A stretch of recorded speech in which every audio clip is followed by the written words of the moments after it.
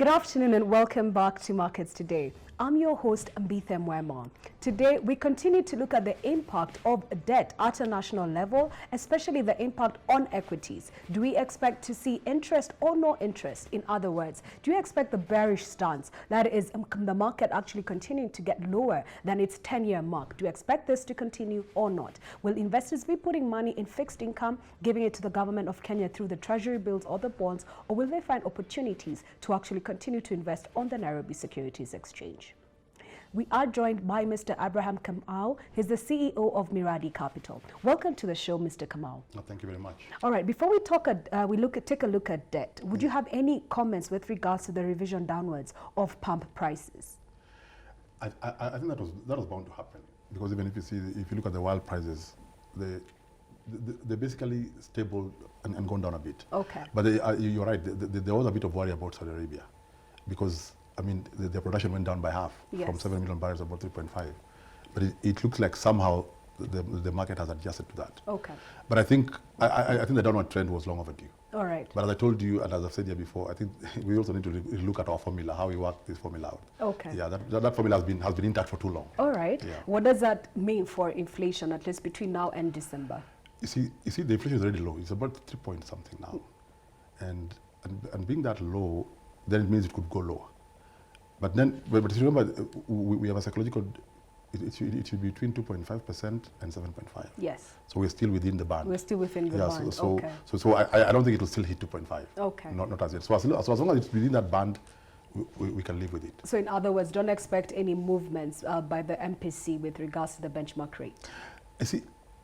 Now that you bring it up, I think MPC, we need to try something new. I mean, okay. I think we've overdone 9. All right. Yeah. I think we need to do something about it. I think but 9, there needs to be data to justify it. I mean, but even now, I think the data we've had in those 9, not all of them supported that staying at 9. Okay. Yes. So if you were sitting in the Monetary Policy Committee today, would you reduce the benchmark rate from 9% to a lower level? I'll push it to 8 and see what happens. Okay. Sometimes I think sometimes you don't have to know what's going to happen. Sometimes you need to test, because status quo sometimes, because it reached a point where we're not very sure whether this tool works anymore. Yes. Yes. Okay. Yeah. All right. Let's look at debt. Last week we hosted you here on one of our shows, and yes, we were talking about the potential extent of what would happen if our debt levels were reviewed. Yes. On the same day, there was a review with regards to the Public Finance Management Act 2015, yes, removing the 50% cap of debt and reviewing this upwards to an absolute number of 9 trillion. Yes. We are at 5.9 trillion. Yes. What are your initial thoughts with this change? For me, there's nothing wrong with changing a limit, but I had a problem with changing it from a ratio to an absolute amount, because first and foremost, it was not very clear how that 9, why 9, not 8 or 10 or 11 or whatever number we want to put. That's number 1. Number 2, we've not put any conditions on how fast this headroom should be consumed. But now that they've passed it, it's law. So now the debt as it is complies with the law. And we cannot be lawless, so we must hit the 9 trillion mark. Yeah, so we will start going towards that. Yes. But that does not in any way solve the problem of serviceability. That monster is still with us. All right. Yes. By serviceability, what do you mean? By serviceability, I mean our ability to continue to pay this debt on time. Because if we are growing debt the way we are growing, and the economy and this debt is not going to assets that are generating enough money to pay it, okay, then we'll continue allocating more and more of our scarce resources to pay debt at the detriment of development. All right. Yes. So the allocation of this particular debt, there's no formula with regards to how they got to a 9 trillion number. Yes. Do you have a sense of how much will go to development and how much will go to recurrent expenditure? You see, the first one I've seen is the bond they want to issue. And it looks like it's tagged to an infrastructure project. Okay. That would be a good way to go. This is the infrastructure bond? The infrastructure bond. That would be a good way, because each debt is attached to a certain project. Because that way, at least we're sure, at least most of it, if not all of that money, goes to that project. But when you have a blanket debt that comes and sits at Treasury, then we allocate the way we want, then we're not so sure. And you see, at the level we are, the new debt needs to come and generate more than its portion of debt, because there's a lot of debt inside that we need to pay for, because our allocation on ratio basis of how much we are using of our scarce resources to pay debt is not acceptable. Okay. Yes. All right. So every year, I mean, at least in this current fiscal year, Yes. the government is targeted to borrow about 700 billion, Yes. right? Yes. So what do you think would actually need to happen for us to move from 5.9 to 9 trillion? Is it a year? Is it 2 years? Is it 3 years? You see, it will depend on the level. First of all, whether we want to change our thing to balance our budgets or to continue increasing our deficit, to do deficit budgets. If we choose the deficit budget route, then we could consume it probably in a year or two, because let's say next year we decide to do a 4 trillion budget. Okay. And KRA can only raise 2.5. There are 1.5 trillion, boom, gone. Okay. So it just depends on the size of budget we want to go to, and to what extent KRA can fund that budget. Which means that we are certainly sitting on an element, on a ticking time bomb with regards to higher tax rates. And it's precisely. But because you see, you can never solve an economic problem with legislation. And that's exactly what we've done. We just compliant. You can never, okay. Yes, you cannot can. solve an economic problem with the legislation. Yes, it has to be a definite and a deliberate policy, which has to be the monetary or fiscal. Okay. Yeah, because law is just law. It says the debt shall not exceed 9 trillion. Finished.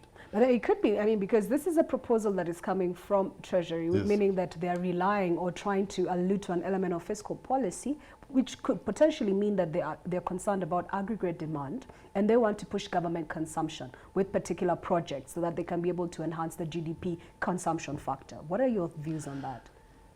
To me, I hope that is what it is. Because yes, if government spends money in this economy, it will spike its growth. But the question is, what will it be spending it on? That's number one. Number two, I tend to believe that also we have to start again moving away from government being the almighty in terms of growing this economy. We have to, they have to start scaling back towards more of policy making, more of environment enabling. What do you mean by that? Tell me. It's a big term and we hear yes, it all the time. Environment enabling means reviewing the environment in which business is done. Okay. Compliance regime, licensing, how much it costs you, how many offices you have to knock, and how far apart those offices are. Yes. That's number one. Number two, in terms of the multiplicity of tax laws and the complexity of them, how well can we simplify the tax regime? So that we're saying, if you're in X business, you pay one tax, which is easy for, because right now, if you're somebody who tax compliant, they'll hesitate. Okay, I like what you've brought up. Yes. The element of tax, and your thinking is we need economic reform with regards to policy. Yes. So for one, you're saying that this particular move to 9 trillion, it's not necessarily a good move. No, right? no, not necessarily a good move, not necessarily a bad move, but depending on what they do with it. Okay. Because see, that headroom, if all that goes to capital expenditure, I don't think it would be a bad thing. But we already have a 5.9 trillion debt, which you're on the verge of not being able to pay, or we are paying at the expense of many other things. Okay. So it has not solved that problem. Okay. Yes, it has just solved the problem that at 5.9, it was in breach of the previous law. Oh, it was, all right. Yes. So let me go back to that. So at a national level, the government wants to take on debt. The question is what they're going to allocate this debt to. But then at the micro level, at the household level, at Yes. the private sector level, Yes. there's an anticipation or an expectation of higher taxes. How do you Yes. thrive in business in this kind of environment? You see, what is probably going to happen, if you look at the economy as it is, KRA seems to be, the easiest option for KRA normally is to increase taxes for existing people, and instead of growing the tax net. So high taxes are coming. But again, you're taxing people more in an economy that is not doing so well. And you can see the amount of redundancies in this economy. So we really need to think whether our money is all going to come from tax. Because you've seen the rest of our country, I think it was Ghana, that instead of going upward, they went downwards. Okay. And it's done very well. All right. Because lower taxation and compliance normally come in the same vehicle. Yes, they do. Yes. So, and high taxation and evasion also come in the same vehicle. So with Kenya, I think even the tax rates are quite high because the number of people who are taxed, because I think the other day they were saying it's just about 4.5 million people. Okay. The rest of us are just riding on this public goods, which we're all on free lunches. Okay, Abraham, hold on to that thought. Let's take a quick break. Look out for the closing bell on the NSC.